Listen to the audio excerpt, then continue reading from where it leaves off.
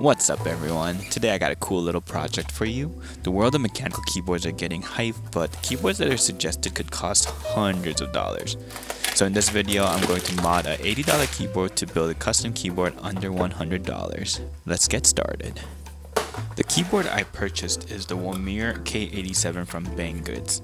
This is a hot swappable keyboard, meaning you can switch the mechanical switches that are being used. See what I did there? This is a white keyboard with a frosted RGB case, and I got this keyboard to match the new glorious Model O mouse that I received as a gift and fell in love with. In the box, you not only get a USB-C cable and a cleaning brush, but you get a keycap puller as well as a switch puller.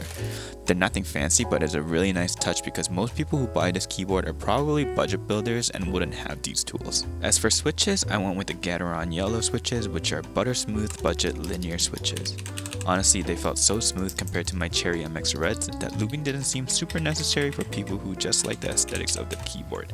However, this video is about modding the keyboard and chasing that thok sound that keyboard enthusiasts love to hear as they type.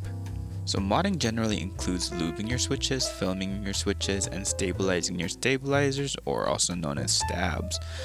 In our case, we're going with the budget steps of spray lubing and band-aid modding. So we began by pulling off all the keycaps with the keycap puller, then cleaning up to set up your lubing station, which for me was a newspaper, so the lube doesn't get too messy. Now that we have the switches exposed, you want to pull the key switches out using the tool included. If you're good at spray lubing, you may not need to pull the switches out, but it's good to be safe and keep your PCB electronics safe. But you can take out the switches by pinching the visible top and bottom tabs and pulling them out. Some stores sell lubing station which hold the key switches while you're lubing them, but since this is a budget build, we don't have a station and we just have a key test holder or even a fan to hold them.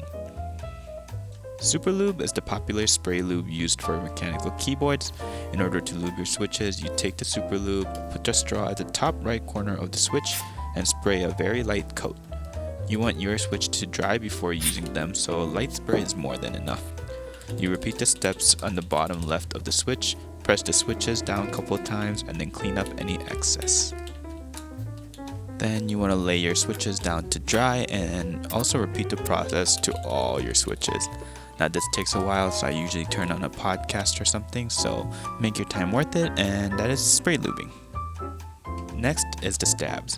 They stabilize the longer keycaps of your keyboard, but ironically they are wobbly on most keyboards. We will be lubing them and performing a band-aid mod to try resolving this issue. To do this, you're going to get one band-aid and a tiny brush of some sort. You want to begin by opening up your stabs, and to do this, there is a tab on top of your stabs that you press in and lift up. The stabs should pop out easily, and you want to do this to both sides. Then you're going to take your brush, and in my case a dental pick, and dielectric grease. Link to these lubes will be in the description. You want to take a healthy amount of dielectric grease to fill the wobbly gaps in the stabs. Then you want to take the grease and rub it all over the wire part of the stab. Then repeat on the other side.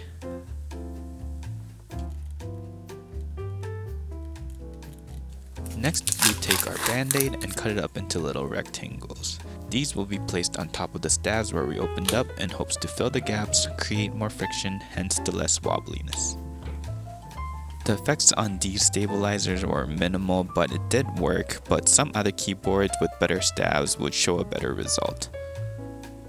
The drying process of the switches take about a day or two, so make sure they are dry, and once they are done, you put them all back in and all ready to test.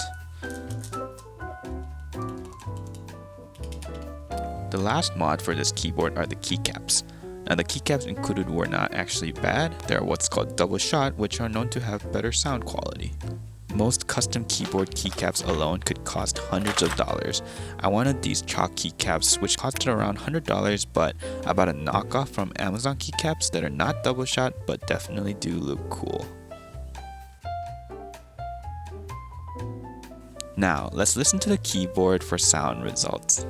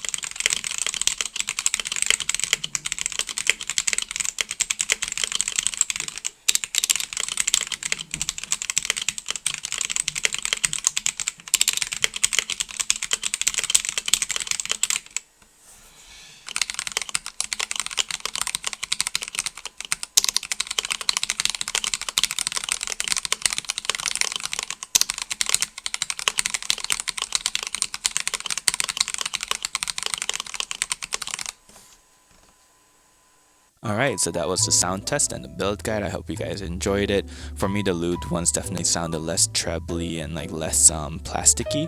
And in terms of feelings, it definitely felt much better. So it was worth the time that I spent on it.